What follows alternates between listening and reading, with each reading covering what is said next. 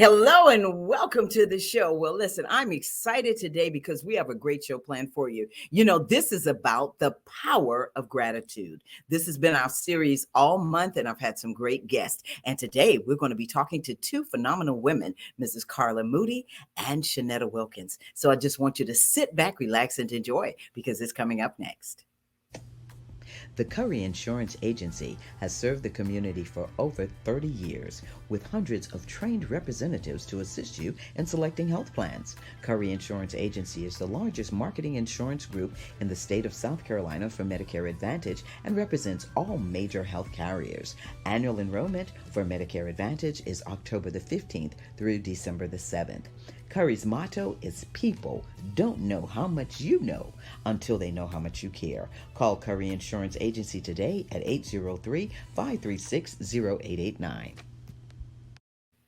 Welcome back to the show. Well, I'm here in my studio. Yes, and I'm excited. And I said this is about the power of gratitude. And I am just so grateful to God for what He has done in my life and continues to do. I always talk about what's on my mind. Well, what's on my mind today is I'm grateful, y'all.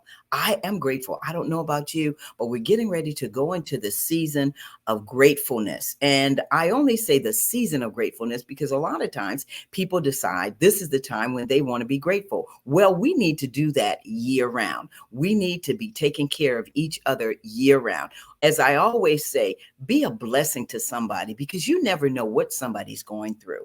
And so we need to be grateful for what we have, where we are. We need to be content in whatever situation we're in. And so today, what's on my mind? I'm grateful. And I have one special lady that I am excited to introduce you to. Well, guess what?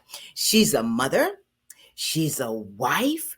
She is a retired nurse. She is the co-owner of C.D. Moody Construction Company with her husband. And I mean, when I say phenomenal, this couple is a powerhouse couple. But I have the pleasure of introducing you today, Miss Carla Knox Moody. Come on out, Miss Carla. Hello, good evening. Hey, how are you, Miss Carla? I'm doing great. How are you doing? I am doing well. Listen, I'm so great that you were able to join me today. And again, happy 39th anniversary to you and Thank you David. so much. Thank you so much. Yes, yes. And as I told you, this is the look. You're the first person that I have interviewed with doing this in the studio just like this. Mm-hmm. And so I thank you so much Well, for congratulations on your new studio. Well, thank you. I really appreciate you. All right, Miss Carla, you're a trailblazer. Yes. And I want us to talk about Carla Knox Moody because reading your story, talking with you, talking with David, you all are so transparent. And there's a lot that you all have been talking about and being grateful. And this is the power of gratitude. But before we talk about that, I want you to kind of tell us a little bit about yourself and talk about being this retired nurse now, being a nurse. How did you start? What did you do? What made you want to become a nurse? Well, I was always interested in science, and I started off young as a candy striper, and I liked the hospital setting, so I always knew that I wanted to be within the hospital somewhere. And I was taking classes all along, but never could decide really exactly what I wanted to do. I started off actually wanting to be a mortician, and I went to Eastern Michigan University, and I was looking at that program, but then I didn't really want to go to Wayne State University at the time. So I just kept taking a lot of science classes, and then we got married and moved to Atlanta.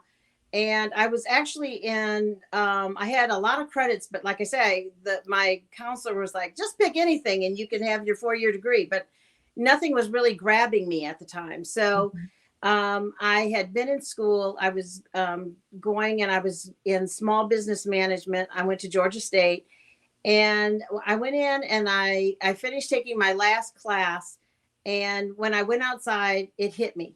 I want to go into nursing. And so my husband, when he picked me up, and I just said, you know what, I want to go to nursing school. And he said, well, I'll support you. How long is that going to be? Because it seemed like I was in school forever. And so I went into the 2-year program at DeKalb Perimeter College at that time. It's now part of the Georgia State University system. And I went to school for nursing and graduated and never looked back. I always loved it. I feel like it is a calling, it's has so many opportunities for everyone. I have two scholarships at the school for first year and second year students. Mm, And I just love to talk to people about going into nursing because I think it's such a great field because it's something that's 24/7. It's mhm. never going to go away. No matter what happens, they're always going to need nursing Nurses. and, Mhm, healthcare. There are so many different kinds of shifts you can work. mhm. If you're a single parent, if you have a two parent family, you can work just weekends. There's just so many opportunities for nursing. And Wow, I love and it so much. I know, and doing nursing. So you decided to become a nurse, but one of the things that I wanted to talk to you about is hospice because this is National Hospice Month as Hmm. well. And what influenced you to become a hospice nurse? Well, what happened was I was working on a med surge floor at a hospital, and I heard they were going to have a new depart. Well, it wasn't a department. A business was coming in, and they were renting the floor, part of the floor, and it was going to be a hospice. And I really wasn't too familiar. And then my mother was diagnosed with a brain tumor, and she was terminal. And we ended up. She went into hospice. So that's when I first found out what hospice was all about in getting involved with hospice. But Mhm. when you work for a hospice, if you have somebody, if you've never worked there before, at least it used to be this way when I first started. If you had somebody who was in hospice and that's how you came to them, you had to wait at least 1 year before they would hire you because they didn't want you doing it because of you were doing it because you felt like somebody, what your family member, somebody Mhm. you loved was in it, and you really didn't know, and you weren't going to be committed to it. Wow. So it's a different type of field. It's Mhm. different than your normal nursing on a floor because hospice is about family, and hospice is about being with someone at a very very special time in the family's life cycle. Mhm. And you it's a commitment, and Mhm. you learn to have relationships more with the patient and with the family. When you're in a hospital setting, you're on a schedule. You may have 8 or 9 patients. You talk to them as much as you can, but you got to keep moving. Right. And when you're with hospice, that's when you get to really know the patient and the family. Well, being a hospice nurse, talk about the definition because hospice doesn't always mean that it is terminal. Am I correct in saying No, that? it does mean that It, hospice mhm, hospice was first started. It was patients who had 6 months or less of life expectancy. It's been changed over the years now. mhm, There's different. They have different diagnoses that you would then qualify for hospice, but you might not be at that time. At the very end, mhm, but it is meaning that they are no longer going to do curative measures.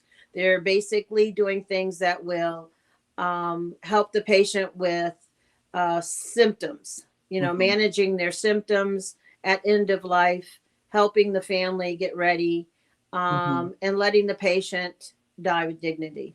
Mm. And so that experience, being a hospice nurse, how did that affect you and or your family? Because I can only imagine working with somebody and their families who are terminal, and Mhm. how does that affect you? I ask psychologists this, I ask psychiatrists this. You deal with people every day like that. How does Right. that affect you? It really gives you a different perspective of life. It gives you when I got into hospice, I appreciate so many more things, like you were saying about gratitude. Mhm. I am thankful for my health, and my relationships and family. I look at things totally, I think totally different from a lot of people because I'm looking at what is the most important in life. And when you get to the end of your life, no one is thinking about the car they drove, the size of the house they had. they're looking at their relationships with their family and love of their family, and wondering, like we all do, where am I going from here? Hmm. Those types of things. Nobody is really focused on the material things anymore.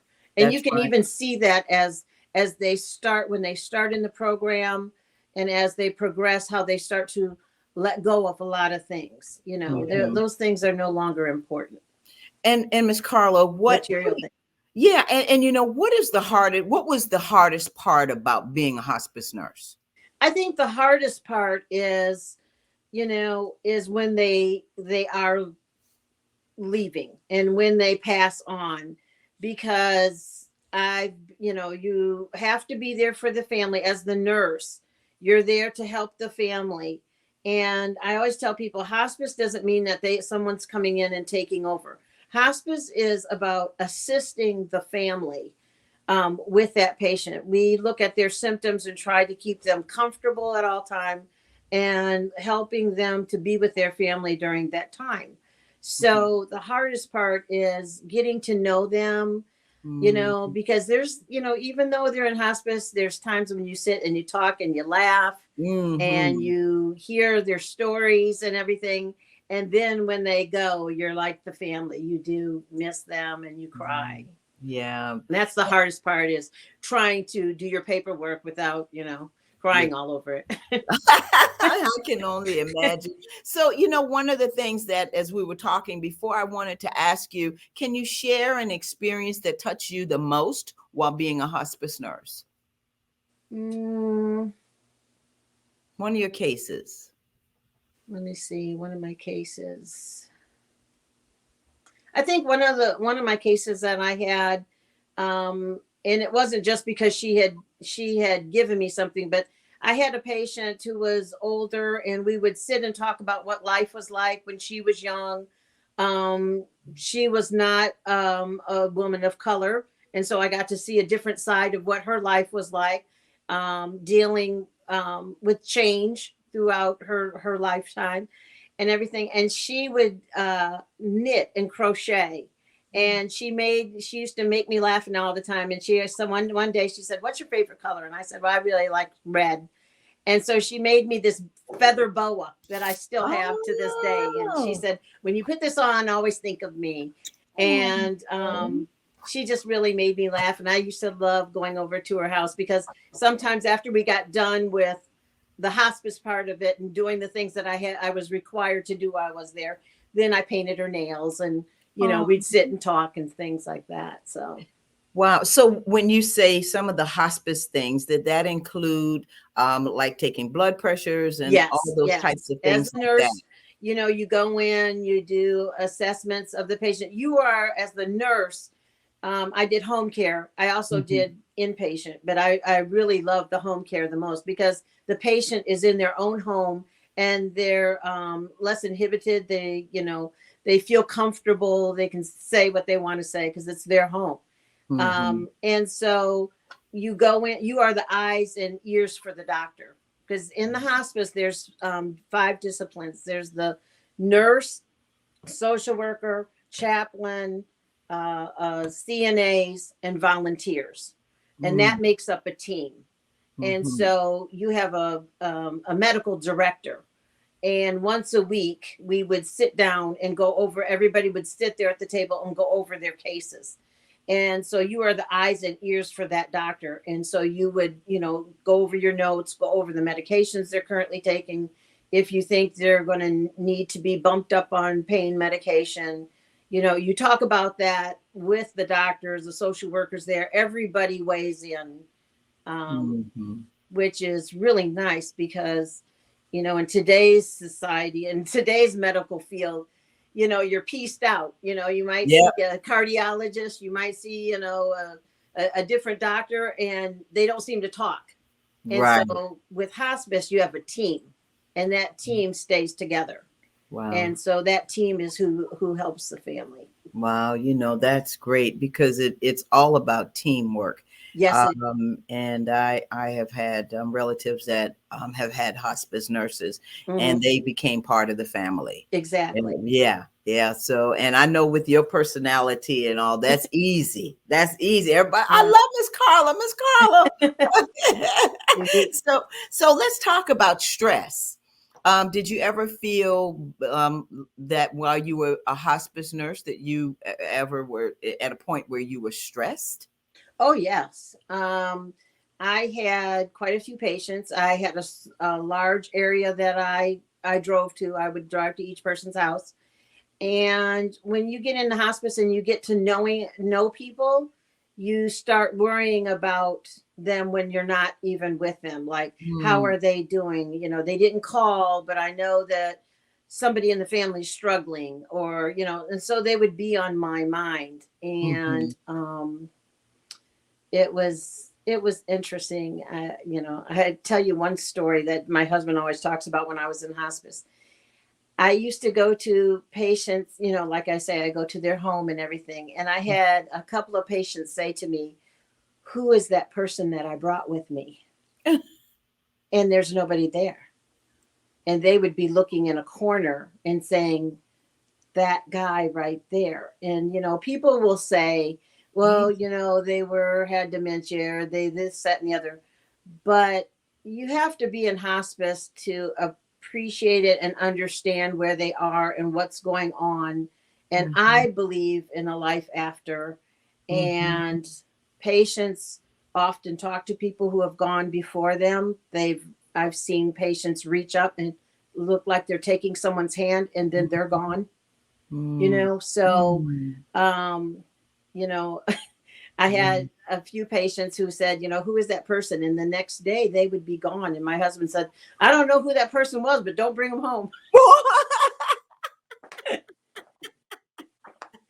That sounds like Mr. David. That sounds wow. And just like you say, it could be Yes. angels and people that, like they said, that they have gone. And I have been in that situation where I've seen Mm-hmm. someone, reach out their hand, um, Mm-hmm. like they were holding on to Mm-hmm. something, and then all of a sudden they were gone. Yes. And you see Um, that there's a change in the way they look. A peace mhm, comes over them. mhm. um Yeah. it's just something special to be with them when and so I found it just not only a calling but such an honor that the a family would allow me to be with them during that time in their life cycle. Wow. I'm getting ready to cry because I'm thinking about my dad. So, oh, wow. Yeah. Yeah. And we had a beautiful nurse with us as well. Um, so let's talk about the next part of you being retired. What do you miss about nursing, if anything? I do. I miss the when I go driving, I miss that visiting the patients, because when I wasn't doing my nursing, I also used to volunteer as a hospice volunteer. Mm-hmm. So even though I wasn't doing the nursing, I could still be a volunteer. And that's a totally different experience there. That's where you go and a hospice volunteer is like what you would say is a good family friend. They Mm-hmm. do things for you. I can go out and get you, go pick up your cleaning for you. I can run and do an errand for you.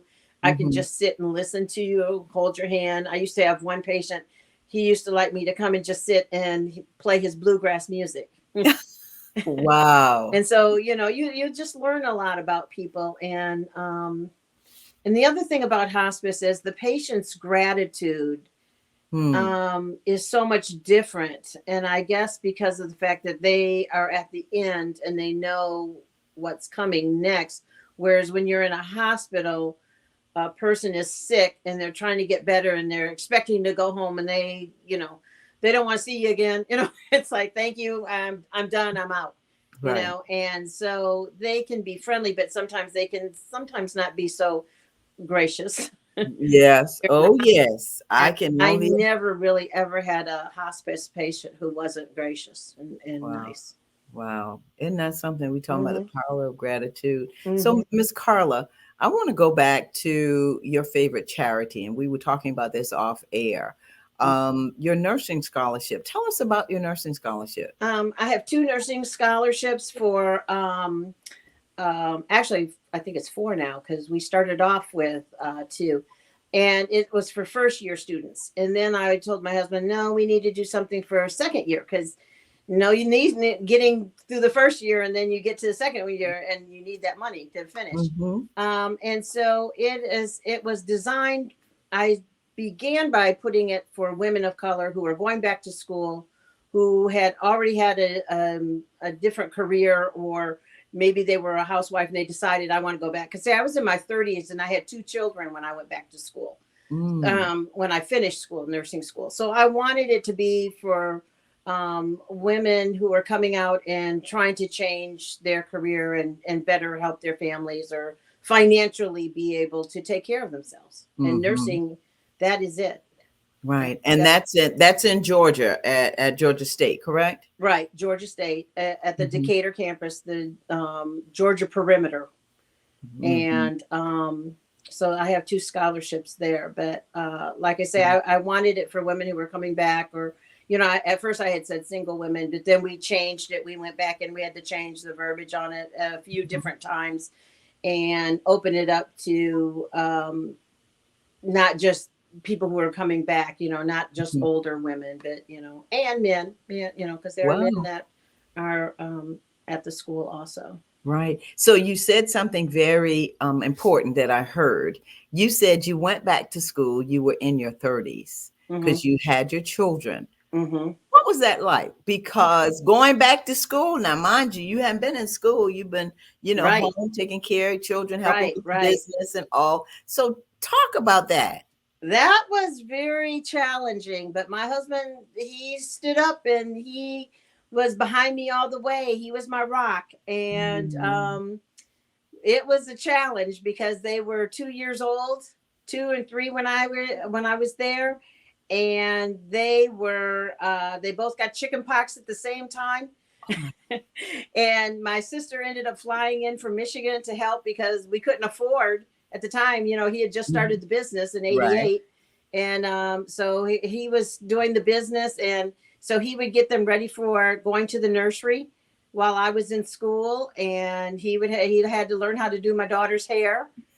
And that was a hard time. But what I did is when I was in school, once I started working, once I graduated and I worked, I was doing the nighttime. We always made the reason for me to go to nursing school was to financially help us because we were struggling. He had started the business.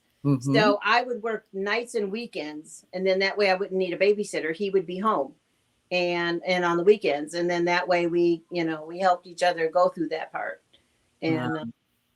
And what was it like being in school? Because you were in your 30s. So just imagine your classmates were 18, 19 years old. How was that? The average age, and that was one of the things, the average age of my class was like 34. Really? There were not a lot of young, like 18-year-olds in our class. It was a lot of people who had decided, you know what, I want a different career.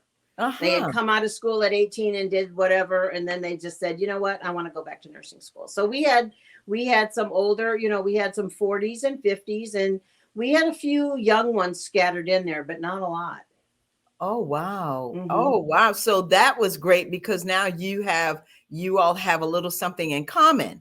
Right. With your classmates. And so it was easier. My study group, we all had kids.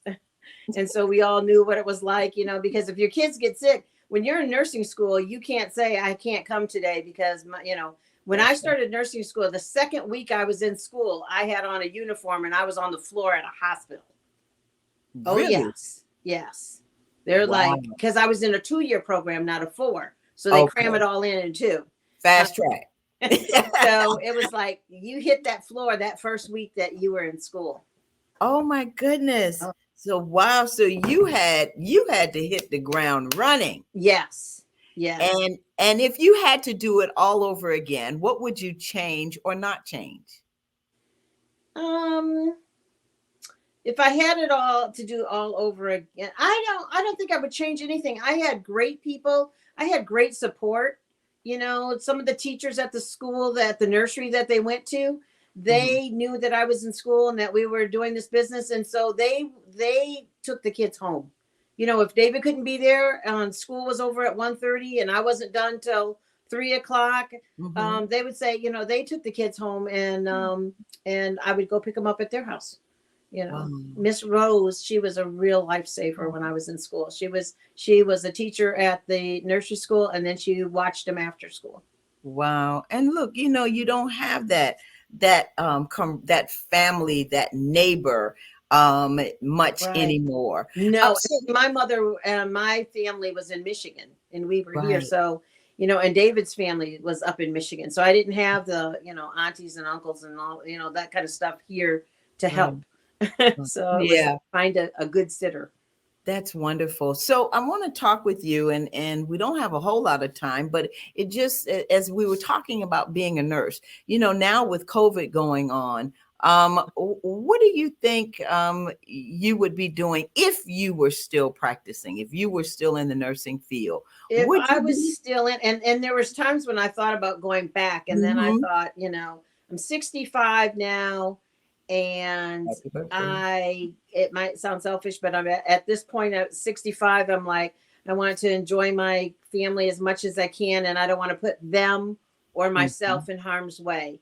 I do have friends who are nurses who are working still, and it's been very hard. I mean, I've talked to them at the height of this last year, and I was like, "What's going on at the hospital?" And they were like, "We don't have the correct PPE stuff. We're having to Hmm. wear the same mask all week, Hmm. and we're basically kind of like feel like we're forced to work, or if you don't come in, you're gonna, we're gonna have to fire you or let you go." And they were like, "We're the breadwinners of the family," some of them, and they were like, "We can't do that." I remember my one girlfriend said that sometimes you come in and you find some nurses off to the corner crying because Yeah. they were so stressed from all the work that they were doing, plus being afraid that they're going to take something home or something was Mhm. going to happen to them. uh, Wow. I know somebody right now who have a family member. She's young and she was in another state, and she just recently moved here to work in the hospitals, and they're making $100 an hour. Yes. Mhm. Yes. But Can I'm you? like, $100 is not enough if you start looking at what could, for Mhm. me, it's That's not enough for me to think, do I want to trade that money in for my life right now yeah. at And 65 years old? Like I say, yeah. I did my And time. yeah, you did I've your done my time, and yeah. congratulations. Congratulations. But So I mean, so with nurses they are so needed, and I'm so grateful for all of those that go in. But I mhm. feel for them, I really do. Yeah, me too. Me too. Having Hmm. been in the health field as well, and health profession, it's just one of those things where you look and you say, God bless you. Exactly, God bless exactly. you, because you just don't know what's going to happen from day to day. Hmm. And but we thank you for all of your work as a nurse. Thank you for being our shero, and all the years You that you took care of patients, and helping them through that time. Oh, I hear. Oh, I know whose baby that is.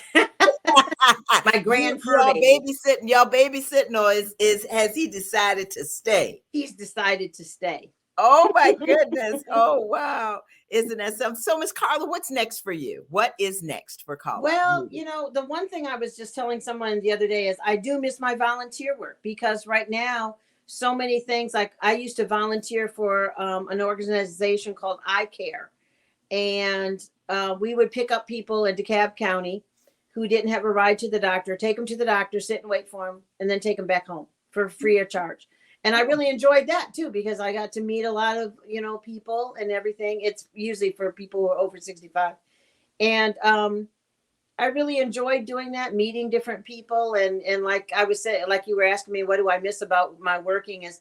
I miss going driving to different areas that I never mm, knew before, because I'm mhm, kind of like out in kind of a rural area. That was mhm, my area that I was assigned to, And so it's really nice to get out there and drive, listen to my jazz, and as I'm All right. driving and get to the next place and take my time, you know. Yeah. Wow. That's great. Miss Carla, I tell you what, we're running out of time. It's always so great to talk to you. But I'm gonna ask you the last thing.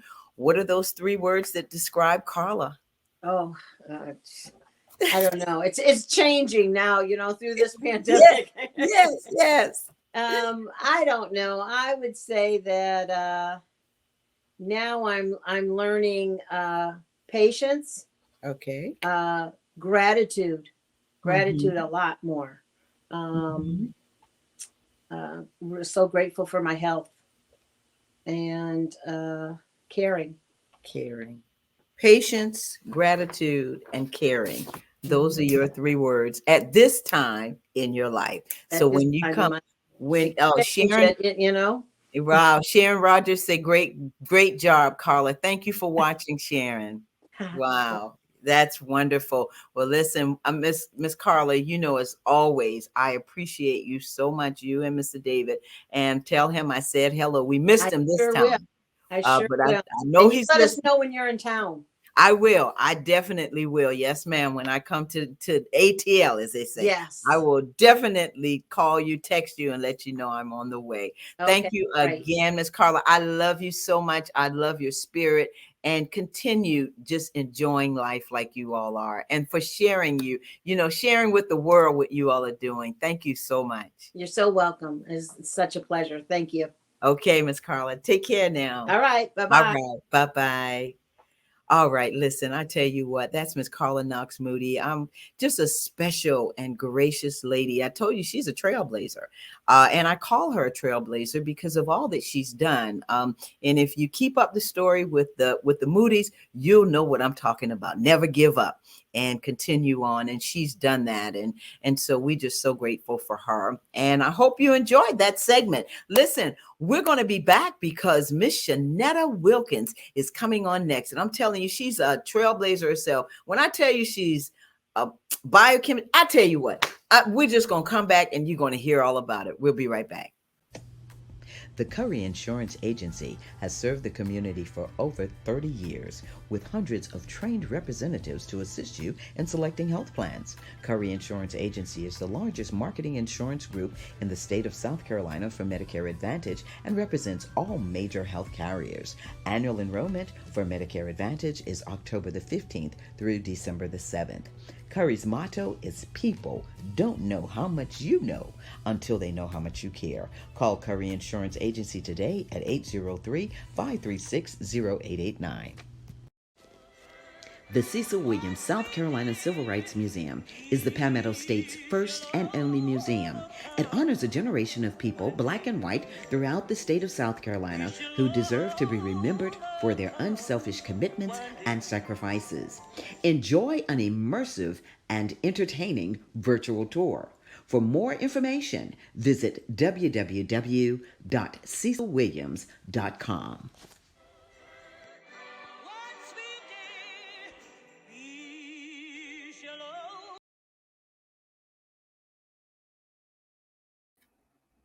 Welcome back to the show. Well, listen, I have the pleasure of introducing you to, oh man, she's just fabulous. She's a biochemist. She's a professional tennis player. She's the CEO of Ari and Company. So please welcome to the show, Miss Shanetta Wilkins. Come on out, Shanetta. Hi, Hey, how are you? I'm doing well. How are you doing? I'm doing great. It's so great to have you on the show. Thank you so much. And thank you so much for being in the studio with us. Thank you for having me. Oh, of course. Well, listen, we're going to get right to it, Shanetta. So let's talk about this biochemist. I introduced you as a biochemist and professional tennis player. So I want to talk about being that biochemist. Tell us a little bit about you. Yeah, so I majored in biochemistry while in university. The goal was med school when I first started out. And as I finished school, worked in healthcare for a little while, and then transitioned out of medicine, and then started Ari and Company while continuing to play tennis and things. Wow. And so that means you were planning to go to med school. Am I correct in saying that? Yes, that is Okay. correct. Wow. So let's talk about this because not only being a biochemist, but you are a professional tennis player. What does that mean? That means you have to have a good like work schedule, work life balance. You have to compartmentalize a lot of different things from work and like formulations and things, and then transitioning over into the court and going to workouts and eating healthy. So you're technically always on the clock. Wow. Wow. And I mean, Shanetta, eh, okay. So people are looking at this and they're saying she's a biochemist. She's a professional tennis player. And I said you're the CEO of Ari and Company. So how did you kind of come up with the idea that you wanted to be a part, you wanted to have this company, Ari and Company. And I want you to tell us a little bit about it because it's so interesting to me, as I always said, being a biochemist, being a tennis player, how do you balance all of that out? So let's talk about Ari and Company. Tell us about the company. Yeah, so Aryan Company started about 2 years ago. Officially, it was 3 years in the process of like talking myself out of it for like the first year. Um, During that time period, my aunt passed away and my grandmother passed away about 6 months apart. And then I was going on like, I would say, a tailspin and just started re-looking and trying to understand elements of like health along with like what you're eating and things. So then I started researching and I went vegan for a while. And then I was like, wow, like this is what I'm putting in my body. I'm super healthy with the food. What about the things I'm putting on my skin and the things that Mm. I'm putting in my hair? So then I started doing reading and formulating products, and I just started out with a hair oil, just creating that because I cut my hair in this really cute bob, and then the next day I hated it. So I was trying to figure out how to grow my hair back the next day. So I started out making a hair oil and then I was like, oh, this worked out. Let's try like a shampoo. Okay, well, let's make this. And then I was like, wait a minute, I need a conditioner. So like, let's try this. So my apartment turned into a chemistry lab with like herbs and things. And I was making them for like fun for myself and hadn't told anyone in my family until my mom came to visit. And she walked in and was like, what is happening in here? So I was like, oh, I've got this fun hobby I'm doing. So she was like, oh my goodness, I can't believe this girl is like making all these products. And she instantly loved them, told our Mhm. friends and family. And then actually it kind of like spent off from there to where my mom was the one that encouraged me 2 years ago to actually officially start selling my products. Wow. And I can tell everyone I love Ari and Company. I use Candace, the soap Candace, and it makes my skin feel so wonderful. And just looking at you, and how beautiful your skin looks. I mean, because I know you use your own products because you're your own tester Thank and you. all of that. So let's talk about the products itself. Tell us about some of the products that you have now. So yeah, so we have a line of herbal infused body soaps. The one that you're talking about is Candace, and it has like organic cocoa in it. We also have ones that have mint. We have our own rendition of African black soap. We have some that have rose. So it's just a whole line of different products that are everything's herbal infused. We do facial facial cleansers and facial moisturizers, and we also have shampoo bars, conditioner, and hair growth oil. And then we're like Mm. getting ready to branch out and things like that as well I into know. others. So Tiana, show us that picture of all of the products because I love the way you've packaged them. Talk about how important that was to you, the packaging. Yeah, so I wanted to be eco-friendly. So all our soaps and our facial cleansers are wrapped in like eco-friendly packaging, and the hair growth oil, the conditioner, and the facial moisturizer are packaged in glass containers. The glass containers are dark colored to where they don't degrade. So yeah. Wow. And as we're looking at the products, I love the way you have laid it out. And I can tell everyone the products are, they're just fabulous. I love them. I love the way you don't get that film on your skin like what you use with some of the other soaps. Tiana, thanks. That's beautiful. So tell us a little bit about what makes your product stand out, because we have people that say their products are natural. What makes your product stand out? So, especially with body soaps, a lot of soaps that we buy off the mainstream aren't necessarily soaps. They're like, or they are synthetic detergents. A real body soap consists of lye, water, and some type of fat. You can see some people that make soaps, they'll use like some animal byproduct or oil or lard or something. My products don't have any like animal byproduct in them. So some of the soaps are vegan. We do have some options that have honey, so that wouldn't make it vegan. But yeah, so there are 100% organic, cold processed soaps. So that makes it a little different. And then everything's herbal infused as well. Wow. And I know from working with you and talking with you, Shanetta, that most of your products, most of the ingredients that you use are not found necessarily in our country. You go elsewhere and talk about that. Yeah, so I wanted to add a impact into what our business is doing. So a lot of our things are coming from like Africa and India. So we are fair trade. So we're paying a higher price to make sure like we are giving back to the communities that we are taking something from. So Hmm. And one of so for me, that makes a lot of sense. And being a biochemist, kind of talk about how you were able to use your experience, your education as a biochemist to really pull these products together. yeah, so not to get a little too nerdy on everyone.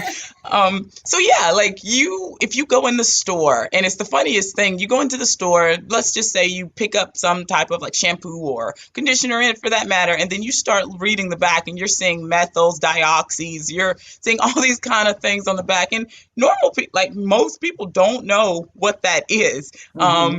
The cool thing about like being a biochemist, you get to learn the molecular structures of things and actually how they impact like your body and or if your skin is actually absorbing this stuff, which I mean your skin is your biggest organ like on your Hmm. body, and we absorb it, we absorb everything, even walking outside and there's like somebody's car with the exhaust, we're absorbing a part of that. So you do want to be mindful of what are you putting on your body. So yeah, like our products, if you can't pronounce it, it's not there. So you're going to be able to say there's like shea butter, there's cocoa butter, things like that, and everyone knows what that is, rather than like dioxide, methyls, like sulfates. There's a big Right. thing about people not wanting sulfates, which is true. Like sulfates and or like artificial fragrances, artificial dyes, and you wouldn't know that stuff unless you're actually looking into it and you've like researched it. So we're trying Yeah. to exclude and keep that stuff out so you don't have to worry about it. Right. And I love that you said that because even with my hair being natural now, I look at products that don't have sulfate in it. Now, I took my biochemistry because I'm a microbiologist too. And so one of the things that I always looked at is are those diethyl flexo phenyl da da da da da da da da da. Yeah. And I always say, wow, why do they have all of this in there when they know that this is nothing but a chemical base as Yes. opposed to being a natural base? So I want to talk with you. I want to switch now because, you've given us the history. You've told us a little bit about, why it is that you did your products and how your products stand out among some of the leading other natural products. Let's talk about your business in general. When you started your business, or when you started doing this, did you see it as the business that it is today? When I um so when I started it, I was actually really fine with like just having it for my friends and family at first, and then my mom's like, "No, like you need to actually sell your products because they're great products." And I was like, "Oh wow, okay." So then it transferred and like changed into more, and I was like, wow, God, like I didn't even see this in me because I was perfectly fine just kind of making my own products by myself, and it has like exploded and gone into much more than like what I have imagined. So that's really Wow. awesome. And it has. I mean, you've got great news. Tell us about some of the places, or how we can get the product, and the latest news that you have, because you're in a very very special place right now. Your product. Yeah, so you can get my products offline at racompany.com, and you also can get them at the Bennett Hotel. So that's a really nice new thing that's going on. Yes, and for those of you that don't know about the Hotel Bennett, it's located in Charleston, South Carolina. And guess what? It's owned by Sheila Johnson, who is of BET, Sheila Johnson. If any of you know and you read Forbes, you know who she is. And so, I mean, that's a big deal, Shanetta. How do you feel with having that your products in a place that's very known, well known, and the Salamander hotels known like that? How do you feel about that? It's awesome. I think I haven't like let it settle in because I kind of like just like compartmentalize a lot. And Hmm. it's just really fun when I just sit down and be like, oh wow, girl, you did that. And I was like, thanks, like yay. So then I kind of get excited and just kind of like, wow, that's awesome. Like so going into a spa is great for the brand and it's really exciting and we're just venturing out and going forward. So yeah, we're That's really right. excited to where it's Oh, going. wow. Wow. So, what about your business that you're grateful for? What is it that you're grateful for? Because you know, this is the power of gratitude. And I've been asking all of the guests, what is it that you're grateful for right now?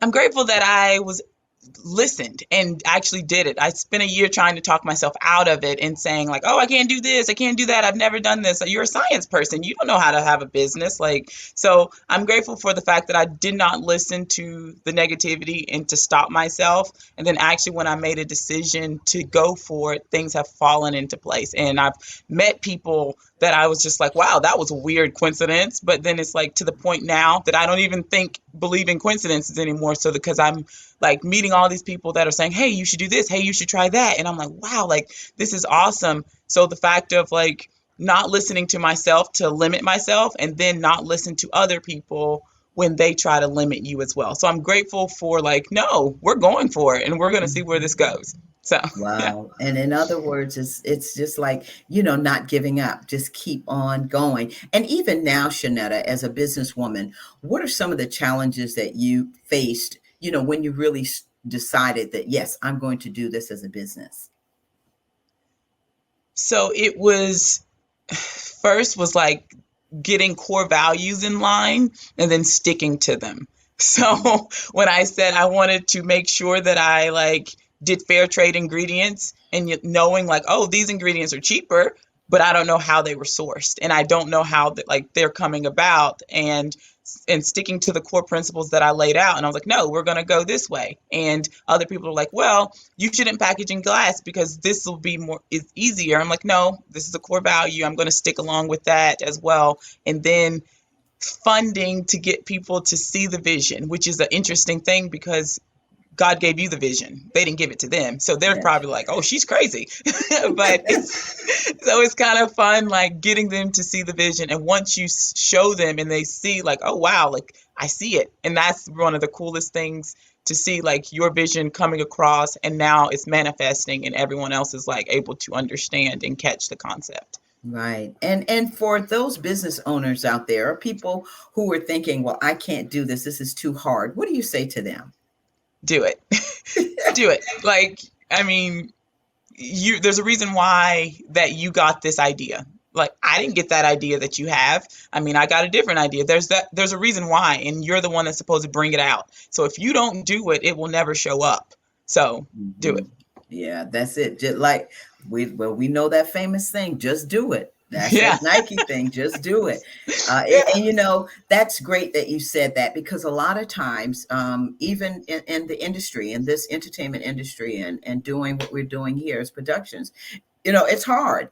And of course, people, as you know, will give out that negative vibe, but you've just got to keep doing it and you've got to not give up.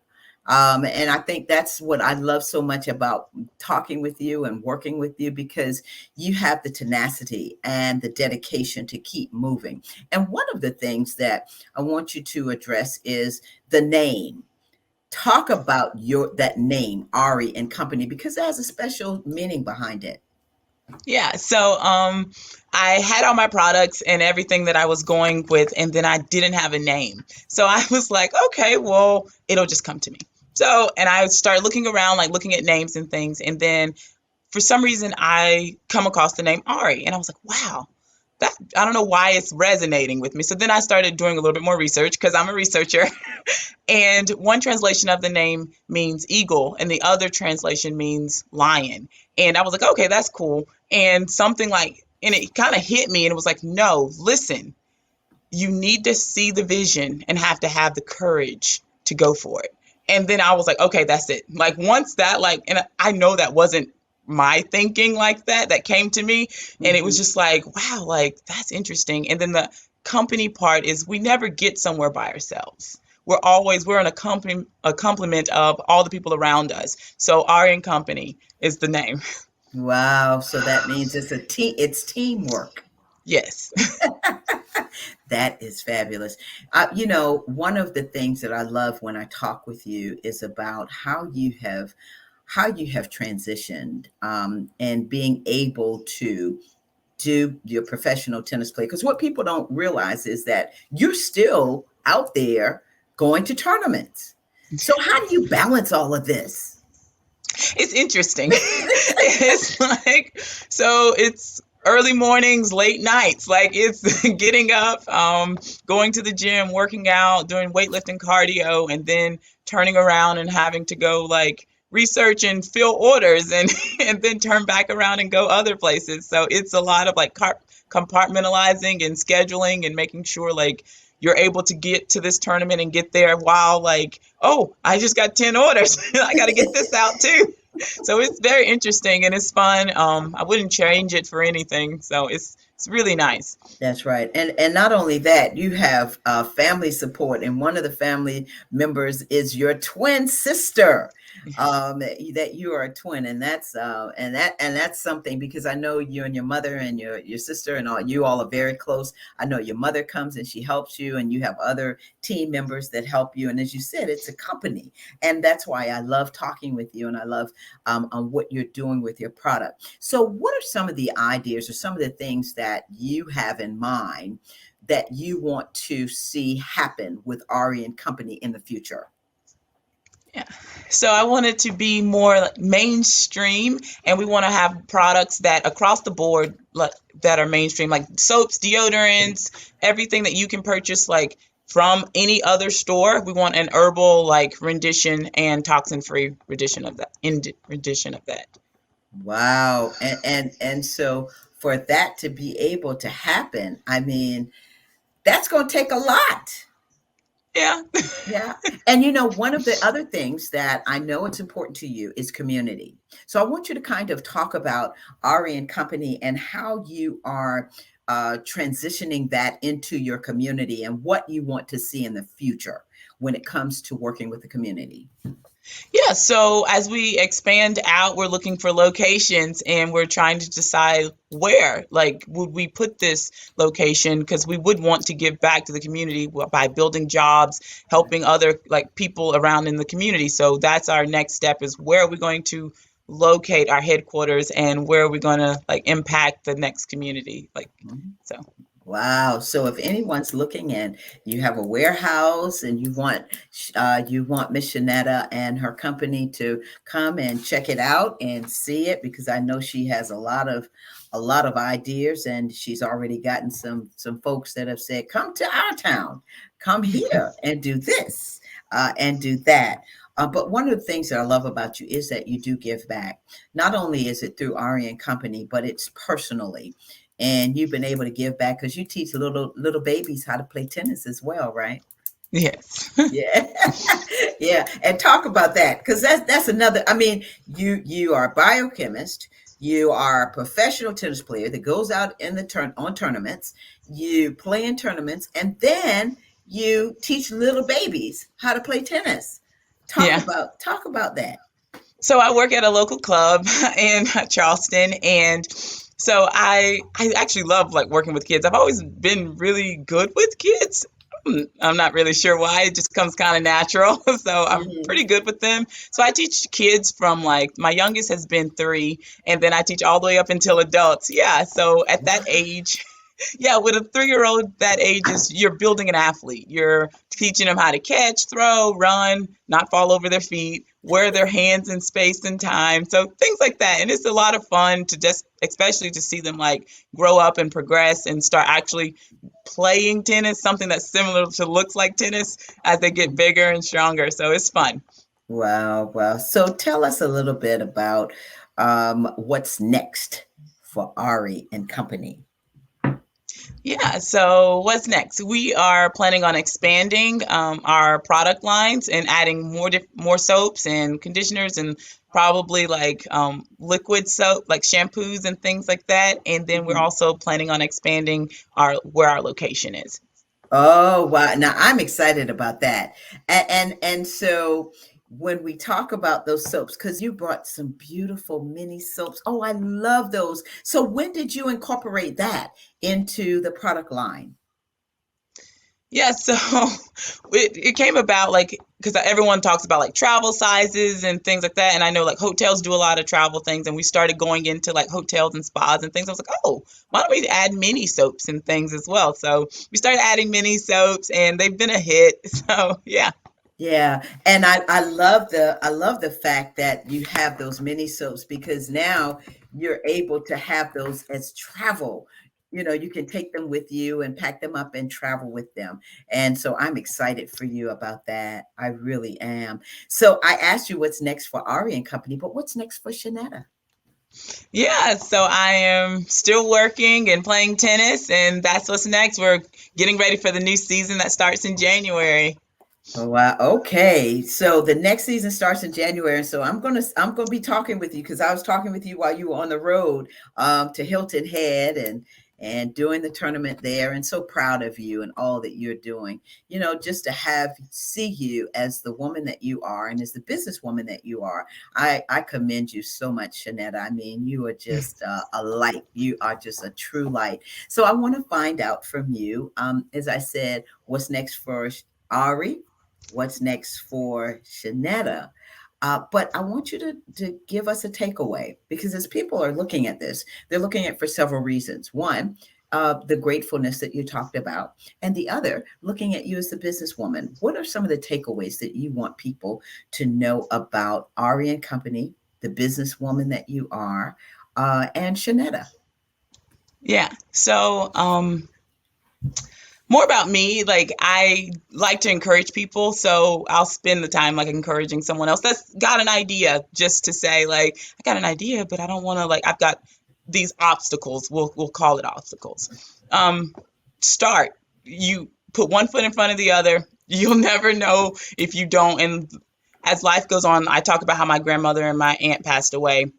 Use this time to like live and do what you want to do, because some one day it will be the end, and you don't want to have a regret once you get there. So start today. You don't have to start with hundreds of thousands of dollars. You can actually start with the money that you're working with, like your job, current job. There's actually a lot of people that have started business during COVID. They started with the money that they had, and now they're doing pretty well. So start your business, start, and you'll never know. And then the funny thing about it is, as you keep going, you'll start seeing more that's in you. Because I never knew that I could have owned a business. I thought you had to have a business degree to start a business. So, and I'm a science kid. So I was like, wow, like I got to go back to school. But you don't, like, just start, and everything will come along. And then as you go, you will meet the right people, and they'll get you to the people and things that you need to be at. And so start your business or whatever you're wanting to do, your goal or idea, start. And as a takeaway for my business, as I have started and gone into the process, it's growing and it's like multiplying, and it's going over than what I've already imagined. So, which is an interesting and fun thing. Wow. Wow, that's exciting, Shanetta. Well, listen, my last question for you, I ask all of my guests because I'm writing this journal. Okay. What are three words that describe Shanetta? Ooh. I know you weren't ready for that one. I didn't tell you Like, that. three words to describe. Um, I would say like, intentional would be one, and Mhm. then lighthearted, because I've learned to like don't be so serious. And let's see, one word. I don't know. Like I I'm like, got. this is like Oh interesting. It's like I'm on the yeah, hot this seat is. now. That one word. I have it in my head, but I want you to say it. Oh, what is that? Um. You're very giving. Oh, thank you. Yeah, I but wouldn't have picked that one. But you yeah. pick the one. Pick the one that's you. I Okay. already have it. Yeah. So you So, have intentional, lighthearted, and um, I would say more like loving. Like I end up loving lots of people, and I like to encourage them. Like, come on, like so. Yeah. yeah. See, loving, intentional, and lighthearted. Shanetta, thank you so much for being on the show. I tell you what, you are just a breath of fresh air, and that beautiful smile. You keep smiling, girl. I tell you, and your business is just growing exponentially. I mean, your business is really doing well, and I'm just proud to know you. I mean, I'm just happy that I had an opportunity to know you and spend time with you and learn about the company and all that you have to offer. And so, again, I want to congratulate you on everything that you have done. Thank you so much. Thank you for having me. Oh, you're welcome. Thank you for being on this show. And you have a happy Thanksgiving, too. Thanks, you too. Oh yeah, Thanksgiving is next week. That's right. Next week. Next week. Well, listen, Shanetta, thanks so much for joining me on the show. Love you much. And you'll be coming back next year because I know there's a lot more that we have to talk about. Okay. Yeah. All right. Thank you. Bye bye. Bye.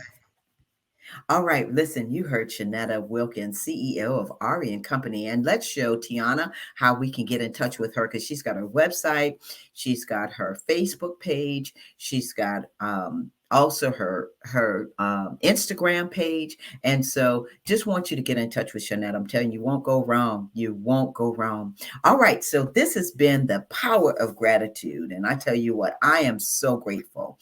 This whole month has been about being grateful and what it is to be grateful, to live in this time and be in this space. And I'm just grateful for everyone that has watched the show, that continues to email me, text me, send me ideas, talk with me. I'm grateful for all of the guests that were on this month and that have been on in the past year. And I just want to say thank you. I want to thank God because without him, none of this would be possible. And as I said, we're in a studio now and wow. As Shanetta said, it's happening during this time. It is happening and it can happen for you. So don't give up. Just continue to do it and start today. Okay. So listen, I want to thank my assistant producer, Tiana. Tiana, you are always so great. I wish the best for you. I want to thank my producer, Alicia, who is always tuning in. And again, I want to thank all of the viewers. Thank you so much. Remember, please subscribe to the Tammy TV show. That's on YouTube. And all you have to do is hit that subscribe button. Okay. Next month, we're going to be talking about the power of giving. It's the power of giving. So let's be a blessing to someone today and every day. I want you to have a safe and blessed and wonderful week. Happy Thanksgiving. Remember to wear your mask, social distance, and wash your hands. Again, thank you for joining the show. Until the next time, happy Thanksgiving. Take care of yourself. Bye-bye.